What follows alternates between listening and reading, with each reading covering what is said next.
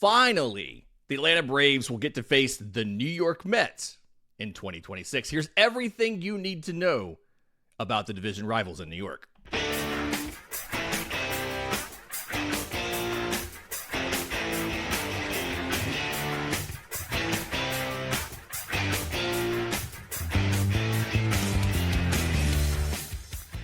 Yes, welcome on in to Braves Today, a production of the Believe Podcast Network and presented to you by FanDuel. I'm your host, Lindsay Crosby, author of the Braves Today newsletter over at bravestoday.com. It only took 70 games, but the Braves finally get a chance to take on the New York Mets. And it's a team that is a lot different than when we saw them last season. A lot of changes in New York. Not a lot of them good, and we're going to get into what you need to know about the 2026 version of the New York Mets. Let's talk about the team as a whole before we then kind of dive into position players, pitchers, and all of that. The New York Mets this year, 30-38. So, not going great in Queens. They are 15 games back of the Braves. In last place in the division. They are 5.5 games back in the wild card. And just from a purely inputs perspective and kind of stuff, they've been a little bit unlucky, right? Their run differential is minus 18, which is a lot better than a lot of other last place teams.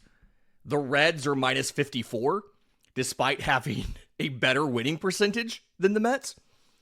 And the Mets have had a little bit of stuff go against them. The expected win-loss, based on that run differential, is 32-36, right? So they have 2 more losses than they should have based on the runs that they've scored. And I think an underrated part of the Mets that we don't give enough attention to is, you know how good the Philadelphia rotation has been? We talk about how they've got Christopher Sanchez, Zach Wheeler's now back. There's potential there with Andrew Painter, and Aaron Nola can flash like he's a great pitcher at times and all of that. Both the Mets and the Phillies have allowed 290 runs, which way off of Atlanta. Atlanta's 236. Atlanta has one of the best marks in all of baseball as far as runs allowed. But when you look at it from an input perspective, 290 runs allowed for both teams. The Phillies have scored 276. The Mets have scored 272. Yet the Phillies are 37-31 and the Mets are 30-38. Right? The Mets are 7 games back of Philadelphia and again, 15 back of Atlanta. And a lot of this has been, when you go and you kind of go and you look at it, it's been what you would expect, right? So the Mets are actually surprisingly okay at home. They're 1 game below 500, 16-17. On the road, they've been pretty bad, 14-21. Against teams over 500, they've also been pretty bad. They're 14-23 against teams with winning records. And that's always a tell for me, is when you're trying to look at how good a team is and you're trying to figure out something besides just the standings, besides the win-loss record, is going and looking at what goes into that win-loss record. And this is a big tell for me. Like Atlanta, 21-13 against teams with winning records.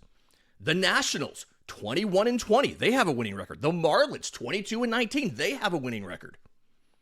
The Mets, 14-23. Fun fact, by the way, the Phillies are 19-21 against teams with winning records. So if you also wanted to call them frauds, I would understand, and you could get away with it. And we talked earlier in the week about how Philly had the 4th hardest schedule remaining in baseball. The New York Mets have the hardest schedule remaining in baseball. New York's remaining opponents have a winning percentage of .538. Now, part of this is that the Mets are the only team that has to play the Braves 13 times between now and the end of the season, because the first matchup wasn't until mid-June. So things have not been good for the Mets. Things are going to continue to not be good for the Mets going forward from a schedule perspective. They've only played 13 divisional games. That's part of the problem. Them and the Phillies have only played 13 divisional games. By contrast, the Braves have played 20 already. And when you dive into a lot of the specific dividers when it comes to record, the Mets have struggled. One-run games, they're 7-12, which is one of the reasons they're underperforming that Pythagorean win expectancy, right? Flip side of this, Phillies 14-6 in one-run games, which is one of the reasons they're overperforming their run differential. If you're curious, Atlanta's 8-7 in one-run games, and Atlanta's 2-3 in extra innings. So we just haven't had a lot of really close games, and it feels like recently all the close games we've had, we've lost. We won a bunch early. That's regressed back to the mean. We've lost a bunch of close games recently, especially if Chris Sale is on the mound and we just don't score runs for him. But in just about every single record split, you can see problems, right? The Mets are 5-10 against the two Central divisions. They're 9-13 against the two West divisions. The one place where they have, I'm not going to say propped their record up a little bit, but where they have gotten a little bit lucky, and part of the reason why their schedule is so tough, they've played the American League 18 times already, and they're 10-8. So they got a couple wins from a down American League. Now they've got Atlanta for 13 still. They have LA for 3. They have the Brewers for 6. They still have 13 against the Phillies. That's right. The Mets have not faced either the Phillies or the Braves this season. It's really, I complain about the schedule a lot, and I promise I'm not going to go off for 5 minutes on a tangent. But Atlanta played Philly twice early and won't see them again until September. The Mets haven't faced their two biggest division rivals yet this year, and the first time they're seeing one of them is June, mid-June. It's really a dumb schedule, and I say that a lot. I understand that MLB has reasons that they do this, but it's frustrating from the perspective of you have to face teams so often back-to-back. After this trip, the Braves are home next week to face the Giants. And then guess what? They'll play the Giants Tuesday, Wednesday, Thursday. And then they'll turn around the next weekend and play the Giants again, but in San Francisco. It's just, I'm telling you, it's dumb scheduling. And I don't understand why MLB does things like this. On the Mets point, they face the Braves here. Next weekend, they'll face the Phillies. Although for some reason they have a Friday off day. I don't get this. They face the Reds on Wednesday. It's a day game. It's the end of their series. They travel to Philly. They play Philly on Thursday. And then they are off on Friday. It's an off day on a Friday. Doesn't happen a ton. They'll then play the Phillies on Saturday. That's a Fox broadcast. And when you look at it, there's not a special, it's not like they're traveling to the Little League World Series or anything. The games are in Citizens Bank Park, so I don't get it. But then they'll face the Phillies again the next weekend at home. Same thing. Just really odd scheduling by MLB. And the promotions for the Mets series this weekend, this is another sidebar, and I apologize. We're going to get to the position players and the pitchers and all that. Another odd sidebar. Tonight is Naruto night in Citi Field. Saturday is a Hello Kitty bobblehead for the first 18,000 fans. And then Sunday, which is actually cool, they're doing a Crayola color your own Mrs. Met bobblehead for the kids, which is actually a cool idea. I'd love the Braves to do a color your own blooper one for the kids as well. That'd be a fun Sunday giveaway for the kids. But odd promotions this weekend. Anyway, let's go ahead and go to break. When we come back, we'll talk about the position players, the additions, the subtractions, who is not performing right now, who's not performed this season, and who's injured and not even playing for the Mets. We'll do that next, right here on Braves Today. But first, this episode's brought to you by our friends at IQ Bar. Our exclusive snack, hydration, and coffee sponsor. IQ Bar protein bars, IQ Mix hydration mixes, and IQ Joe mushroom-infused coffees are the tasty, low-sugar brain and body fuel that you need to win your day. The Ultimate Sampler Pack's a great way to try all of the IQ Bar products and flavors. You get 9 IQ bars, 8 IQ Mix sticks, and 4 IQ Joe sticks. And all IQ Bar products are clean label certified and entirely free from gluten, dairy, soy, GMOs, and artificial ingredients. With over 20,000 5-star reviews and counting, more people than ever are fueling their busy lifestyles with IQ Bar's brain and body boosting bars, hydration mixes, and mushroom-infused coffees. And the Ultimate Sampler Pack includes all 3.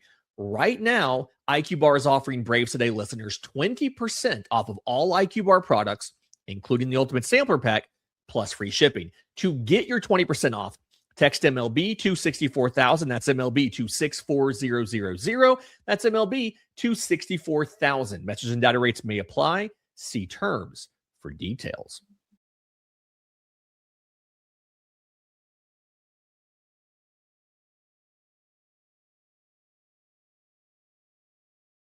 The New York Mets had an interesting offseason. You could call it an interesting offseason here. To recap some of what happened here, Pete Alonso walks in free agency, signs a big deal with Baltimore. Edwin Diaz walks in free agency, goes to the Dodgers. Of course he did.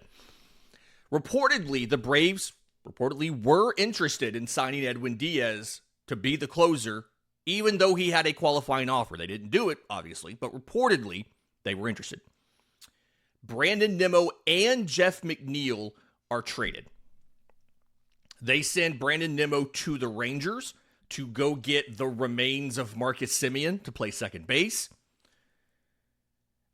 Jeff McNeil goes to the Athletics in return for right-hand pitcher Yordan Rodriguez, who pitched in the DSL last year as a reliever. It really was just, we are dumping a player. He's not pitched this year. It's just, we're dumping a player. We're getting something minor back, but not, they sent cash too with Jeff McNeil. He was 17 years old when they got him. So not an impactful trade for this year. And then some of the other deals that they made, to recap a lot of this, they traded for Luis Robert from the White Sox. They gave up Luis Angel Acuna, so Ronald's little brother, who we just saw against the White Sox this week, and right-hand pitcher Truman Pauly. They traded to get Freddy Peralta from the Brewers. And remember, this is a deal that the Braves were also working on, Freddy Peralta. We know that J.R. Ritchie was supposed to be part of that deal. Atlanta was trying to get an extension out of Peralta before they completed the deal. They couldn't get an extension out of Peralta, so they didn't go through with it. But it was Peralta and reliever Tobias Myers from the Brewers. They gave up starter Brandon Sproat and top prospect Jet Williams, who is a short king who can play infield, he can play outfield. With the Mets, he was like shortstop, second base, center field. With the Brewers in AAA Nashville, he's been mostly third base with some shortstop and some center field. So a lot of versatility. But he's having a rough year, honestly, in AAA right now. He's hitting 229 with a 708 OPS. So a little bit down. He's struggled to acclimate. But like last year for the Mets in the minor leagues, he hit 261 with an 828 OPS, 17 home runs, 34 stolen bases. He's a spark plug kind of player. There's talk about the Brewers may call him up in a little bit because they're struggling with production from the left side of their infield. Anyway, not important. So those were the trades. And then they signed Jorge Polanco to a 2-year deal for $40 million, who has mostly, when he's played, been a second baseman. They signed him to play first. And in the words of Ron Washington, as paraphrased in the movie Moneyball, when asked about moving to first, it's easy, tell him. And Wash said, it's incredibly hard. They replaced, also, Polanco's been hurt the entire year. He's barely played. if I remember reading this right, they just pulled him off of rehab with another issue. So he had a wrist problem that put him on the IL in early April. He still has not made it back. So there you go. They panicked and signed Bichette. 3 years, $126 million. He has opt-outs after each season of the deal, but he's playing third base, and he's not been great at it. So he'll probably stay for one more year at least. And then to replace Diaz and fortify the bullpen, they mined the historically great Yankees bullpen of recent seasons, and they got both Devin Williams, 3-year, $51 million deal, and they got Luke Weaver, 2-year, $22 million deal. So they went out and they added from the notoriously reliable New York Yankees bullpen of 2025.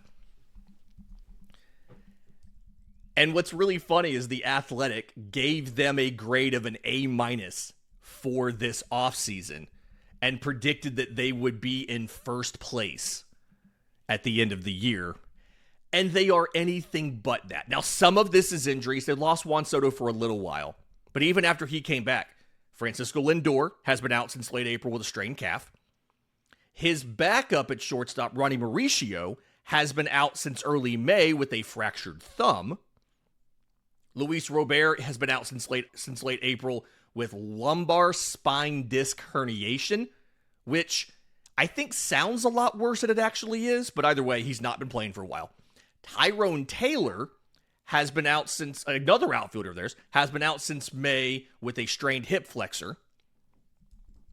And then they are currently down 4 starters. Now, Tyler Megill went down last September, so they knew about that. But Justin Hageman, one of their depth starters, fractured a rib in March. Kodai Senga has been out with lumbar spine inflammation since late April. And I believe I just saw that he had a setback on rehab as well. And then Clay Holmes, who had actually, another guy they stole from the Yankees a few years ago, who's actually been decent for them, fractured his leg when he got hit by a comebacker, and he's been out since mid-May. So it's a mash unit over here. And their rotation right now, Freddy Peralta, Christian Scott, Nolan McLean. Is it McLean or McLean? I don't actually know. And then Sean Manaea, who had been so good that they put him back in the bullpen last year and some this year. They've put him back in the rotation because they need rotation options. And then they don't know who the 5th starter is. David Peterson has been the swingman. He threw, I think Wednesday he threw 64 pitches in a bulk roll. But they don't necessarily know who the 5th starter is. And you're going to see that this weekend, right? The probable pitchers for this weekend, it's supposed to be position players here and pitchers later, I'm sorry. The probable pitchers here, Strider versus McLean tonight, Martin Perez versus TBD on Saturday, and then Bryce Elder versus Freddy Peralta on Sunday. But when you look at these position players, so many of these guys are struggling. Mark Vientos had been at third base. He's now doing a lot of first base, and he's exclusively first base and DH this year. He's hitting .211 with a .611 OPS. He's got 7 home runs in 57 games. Bichette, who historically has been a very high average guy, he's hitting .227 with a .607 OPS. He's had a lot of defensive issues at third base, and they're having to use him at shortstop, even though they didn't want him to play shortstop, and he wasn't good as a shortstop in his career. They're having him play at shortstop because, again, he's the 3rd shortstop that they've had to go to this year. They traded Luis Angel Acuna in the offseason because, we have Lindor, we have Ronnie Mauricio, we're fine. Both those guys are down injured. So the defense is a little suboptimal. Jared Young is playing a lot of first base right now. So Vientos is struggling to get into the lineup. That's how disappointing he's been. They thought he was a building block at one point in time. I remember freelancing, was it 2 seasons ago? Last season? Freelancing a little bit with Sports Illustrated and writing for their Mets stuff. Different perspective, right, as a Braves fan who sees a team from the outside. And I wrote a piece before the season that pissed everybody off who worked for them covering the Mets when I talked about Mark Vientos was not going to be good. Mark Vientos, they wanted to write about the breakout players, and they assigned me Mark Vientos. And this was after 2024 when he hit 266 with an 837 OPS and 27 home runs. And I went and highlighted all of the risky stuff in the profile, and he's not going to repeat this. 233 with a 702 OPS last year, and then this year he has a 611 OPS. He went from an 837 to a 702 to a 611. His batting average went from 266 to 233 to 211. He went from third base to third and first and DH, and now can't even get in the lineup on an everyday basis. Things are not going great for the Mets right now, is what I'm saying. Now, the upside here, the boost that they've gotten to the lineup in kind of an unexpected way is because of the injuries and because of underperformance of guys like Marcus Semien, who, honestly, we all kind of knew was cooked offensively. He's hitting 220 with a 619 OPS. They've had to call up guys out of the minors. Give prospects a chance to play. And honestly, they would have loved to have Jet Williams right now. Again, they're having to play Bichette at shortstop. But Carson Benge, they promoted him. He's been in right field. He's working as the leadoff hitter right now. So he's hitting in front of Bichette. He's hitting in front of Soto. He's not been bad this year. He's hitting 260.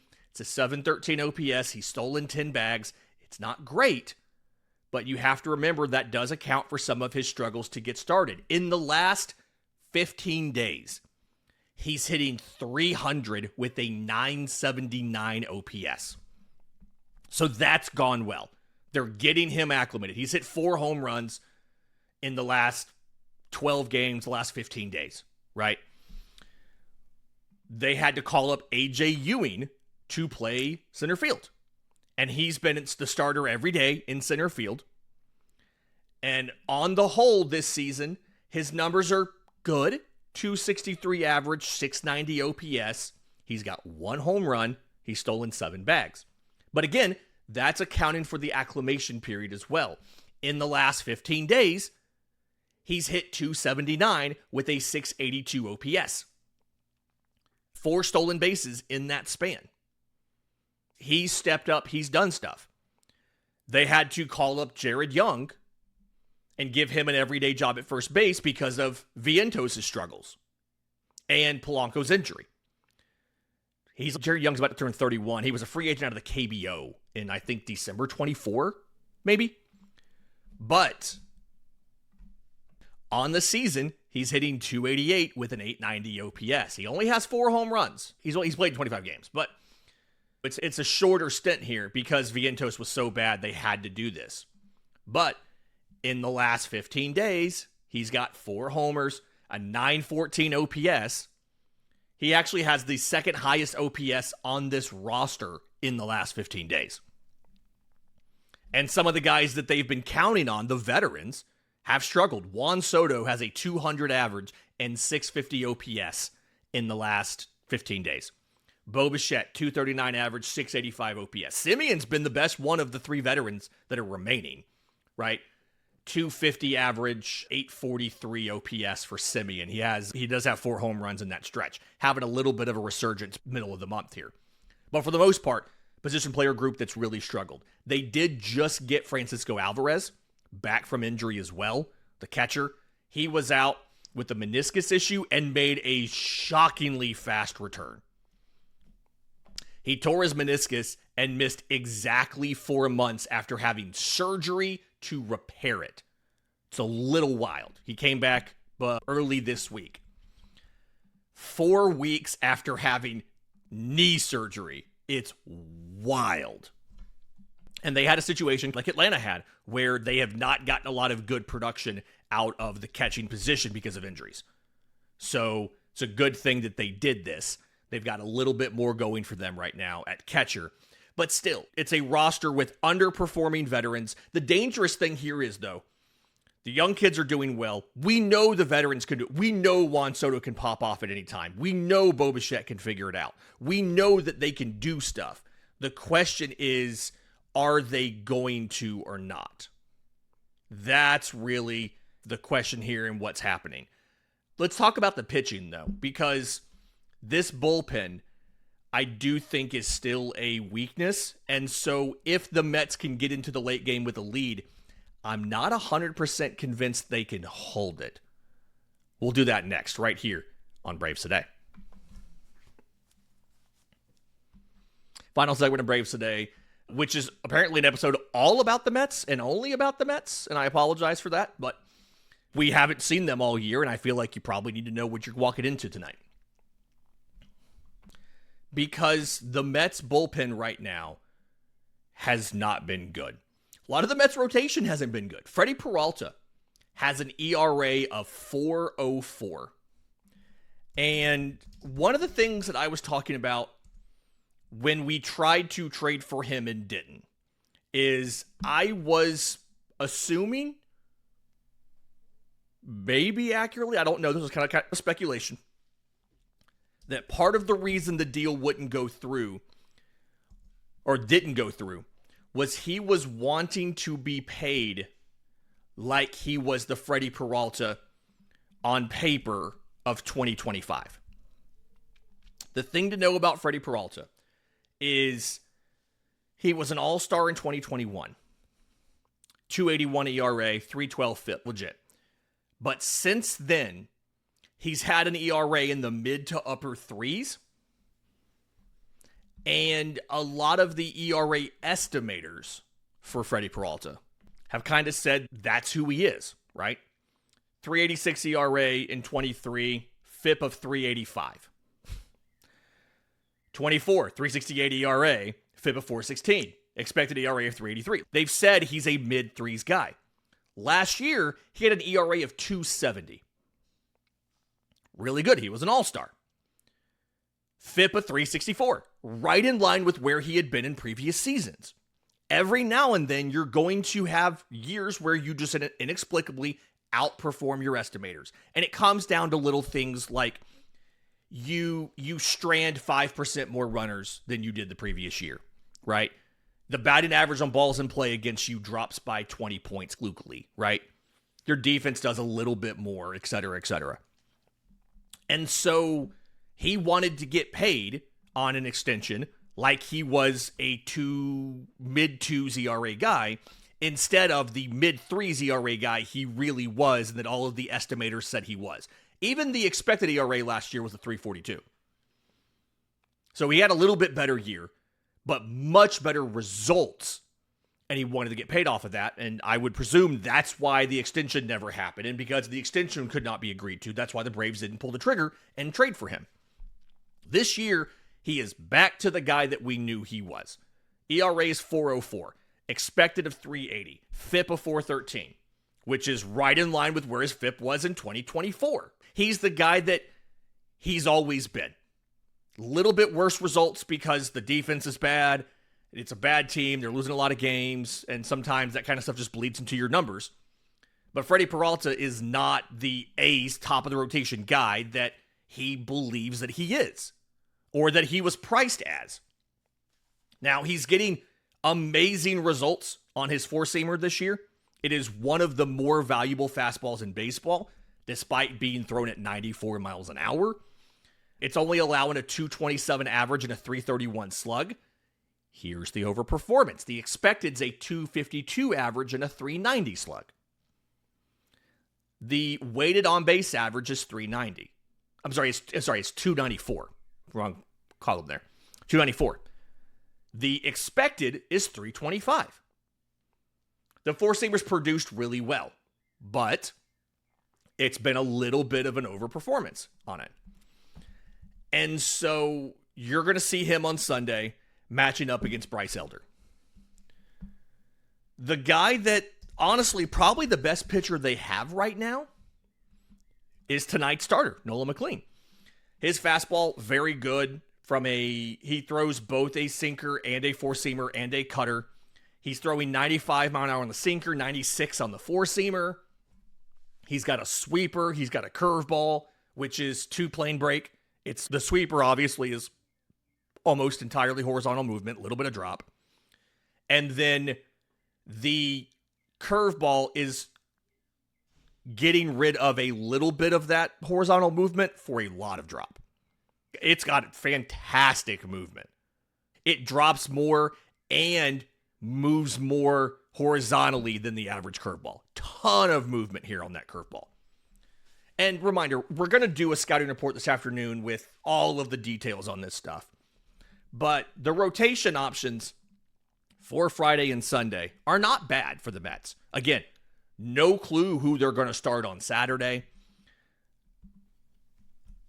Sean Manaea lines up, if I remember correctly, but the question is going to be, are they going to throw him out there?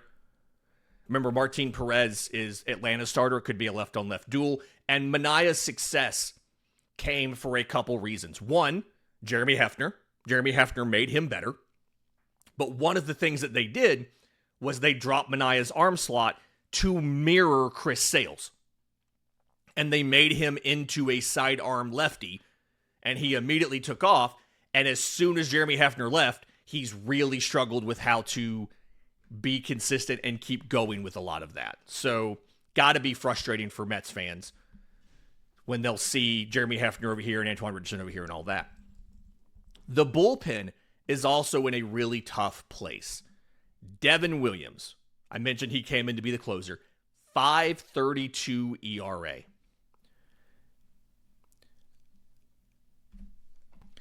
And the thing that's a little bit misleading with that, and I kind of want to warn you here, the thing that's misleading with that 5.32 ERA is he's given up 13 earned runs this year.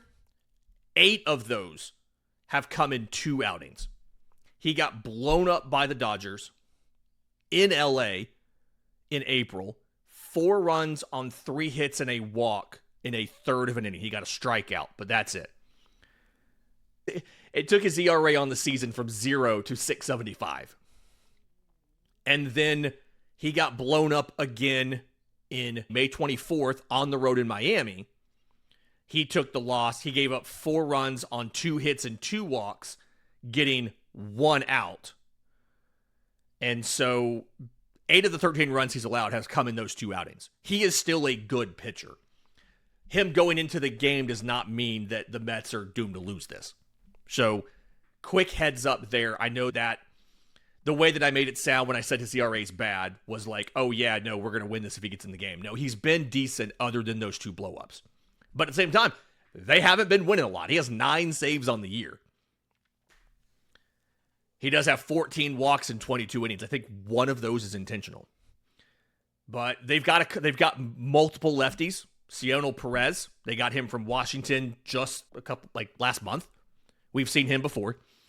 Brooks Raley is in this bullpen. They got him via trade out of Tampa, I think.